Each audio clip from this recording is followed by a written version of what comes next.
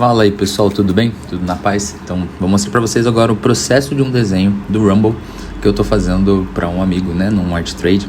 E aí a gente já começa colocando essa borda de fita adesiva, né, fita crepe nas laterais, e eu tô mostrando também o rascunho desse projeto, né. A ideia, como eu vou trabalhar com marcadores, é que essa borda sirva de reforço, né, para que a folha não envergue e tal. E uma coisa que eu gosto muito de fazer também, vocês podem observar que eu tô agora fazendo a parte de traçar, né, com o inking, literalmente é fazer as linhas e tinta do desenho. E nessa etapa, para não ficar passando o óleo da minha mão pro papel, eu tô usando um papel toalha embaixo da minha mão ali, né, como vocês podem ver. Eu também uso a borda para poder segurar o desenho, para poder manipular a arte, né. Aí eu sempre tô me certificando de não apoiar as mãos em cima, porque com o tempo a folha vai absorvendo o suor e ela vai ficando meio suja e tal. Aí esse ponto agora eu tô mostrando um pouco em tempo real, né, como é que eu tô fazendo, para vocês terem uma noção também do tempo que eu levo para fazer uma ilustração como essa. É algo muito trabalhoso mesmo, muito demorado. Não é uma parada que a gente faz assim da noite pro dia, sabe? Uma ilustração como essa, por exemplo, eu levo mais ou menos aí em torno de uns 3, 4 dias para fazer, porque é muita etapa de planejamento, etapa de elaboração, de composição e tal. Então todos os dias eu faço um pouquinho do trabalho, e aí no final de uma semana mais ou menos a gente tem uma arte pronta, né, finalizada. Principalmente que esse tamanho é A3, né, então é uma baita de uma folha grande. Não é uma folha pequena, como vocês podem ver também, pelo tamanho das coisas, né? Pelo comparativo aí do tamanho da caneta com o tamanho da cabeça do Rumble, aí vocês conseguem ter essa noção. E a história de como surgiu esse desenho é muito legal, né? Porque eu comprei um kit de marcadores aqui da Evoke, e eu tenho usado eles aqui para aprender a pintar, né? Aprender a pintar com marcadores, aprender a pintar usar uma variedade maior de tons nos meus trabalhos, né? Porque eu quero aprimorar essa questão na tatuagem. E o momento que surgiu esse desenho, eu estava trocando ideia com o Lug lá no Grifo, né? A gente estava falando sobre desenhos e tal, e sobre essas questões das artes. E eu estava com a ideia de fazer um art trade já, estava querendo trocar arte com algum amigo que desenhasse. E lá no Grifo tem exposto uns desenhos do Lug que eu achei muito legais, né? Desenhos de pássaros e tal. É uma parada que ele gosta muito. E no LoL, que é um jogo que nós dois gostamos, tem um personagem que eu gosto muito, que é o Azir. Então, o que eu fiz? Eu pedi pra ele um Azir, e em troca ele me pediu um Rumble. Então, cá estou me fazendo esse Rumble. Esse Rumble eu pretendo disponibilizar também pra print, tá? O original vai ficar pra ele, mas eu vou pegar uma matriz e vou disponibilizar pra print pra mim, né? E inicialmente eu vou fazer só uma tiragem limitada de 3 prints. Não vou fazer mais do que isso, porque acho também que não tem necessidade. Mas até para também manter essa questão de limitação, né? De ser algo bem exclusivo e bem autoral, que poucas pessoas vão ter. Então eu tô pensando em manter isso. Como vocês podem ver, eu tô usando uma caneta bem fininha. É uma caneta da Unipin. Ela é nanquim e, mais importante, né? Ela é resistente à prova d'água e de diluição. Então, quando eu estou trabalhando com os marcadores, se for uma caneta ruim, ela vai acabar borrando, né, a tinta preta. Então, precisa ser uma caneta de qualidade para fazer esse tipo de trabalho. Enfim, a gente estava falando sobre essa questão do art trade, né? E quando eu falei para ele sobre a ideia do Azir, ele me passou essa ideia do Rumble. Ele tinha visto um desenho meu da Zira, Zaira. Eu vou colocar aqui para vocês terem uma noção também, num cantinho aqui do vídeo. E essa Zaira aí foi o segundo desenho que eu fiz, né? Depois de ter comprado os marcadores. Nesse eu já tinha feito as minhas graduações, já tinha deixado tudo bem ajeitado, e isso facilita muito, né, pra gente poder fazer um trabalho grande como esses. A Zara, que eu mostrei ali, ela tinha lá 25 a 30 centímetros mais ou menos, né, de altura, o tamanho de uma A4. Aí essa, que é o tamanho de uma A3, já são 420 milímetros, né, de altura, ou seja, 42 centímetros por 30, né, de largura. Então é uma baita folha bem grande, e eu tô mostrando aqui em tempo real também, de novo, para vocês entenderem que é um processo que leva um tempo. Ainda tô nesse pedaço aqui, a parte de line art, né? Essa parte aqui é só traço fino, eu não faço outro tipo de traço ainda. Eu vou fazer depois todos eles com um pincel diferente, né? Com uma caneta diferente. Eu vou mostrar pra vocês aqui. E eu até parei pra dar zoom nesse pedaço aqui, ó. Porque pra vocês verem, né? A textura que eu fiz aqui na bota dele. E também pra verem um pedaço muito legal. Que eu puxei essas linhas mais retas ali do robô de uma vez só, né? Mas parece que puxou um traço retinho, eu achei muito satisfatório. Eu acho que vai valer a pena mostrar pra vocês também no zoom. Mas esses traços aí são da textura da parte da bota, né? Ainda da parte do solado. Aí esses são os traços mais retos que eu tava falando, ó. Eu puxei de uma vez só e foi muito satisfatório pra mim, porque foi retinho, sabe? Foi maneiro fazer isso. E parece até que tinha uma régua ali imaginária e eu fui seguindo. Eu achei bem legal, bem... Foi uma demonstração bacana pra mim, de algo que eu consegui fazer, entendeu? Deu uma rateada ali no finalzinho, tá vendo? Mas como eu tô puxando tudo de uma vez só e sem régua, sem nada, eu achei bacana mostrar pra vocês. Não que eu não tenha régua aqui pra usar, né? Eu tenho uma porrada de régua. Mas especificamente pra esse ponto, eu preferi fazer assim, né? Porque por ser metal, uma parte de metal, ele não necessariamente vai ser uma superfície perfeita, né? Talvez por ser uma máquina de combate ali e participar de muitas batalhas, né? O Rumble tem essas. Ele é um personagem que tá sempre, né? Batalhando em brigas e tal. Então é de se esperar, né? Que tem algumas imperfeições e não seja certinho, retinho. Então essa parte mais orgânica da tremulação, ela é bem requerida, né? Quando eu preciso usar a régua, eu vou lá e uso a régua, né? Tenho pontos aqui no trabalho onde eu usei a régua e faz muito sentido pra mim. E acho que cabe a gente, né, saber essa decisão entre um e outro, onde é melhor ser algo mais orgânico, onde é melhor ser algo mais retilíneo mesmo, né? Mais projetado, algo mais certinho. Então precisa ter esse dinamismo entre uma coisa e outra. Precisa ter essa separação entre uma coisa e outra. E quando você percebe o todo, né, fica bem agradável pro olhar, porque faz sentido, tem uma linguagem ali, tá contando uma história, sabe? Mas eu já falei bastante, eu vou deixar rodar um pouco o vídeo sem a minha voz. Aí se precisar eu explico mais alguma coisa aqui.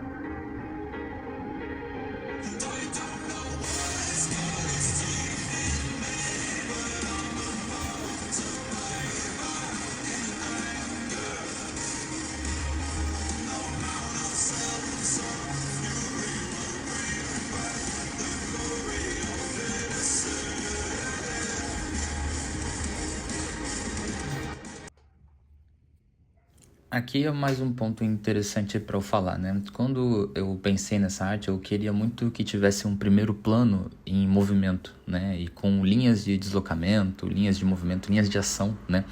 Eu queria que tivesse um dinamismo na cena. E aí o que eu escolhi para isso foi a massa. Eu queria que a ponta da massa, aquela bolota cheia de espinhos, fosse esse ponto de deslocamento, né? E é legal, eu vou mostrar para vocês que nem tudo a gente faz certeiro, né?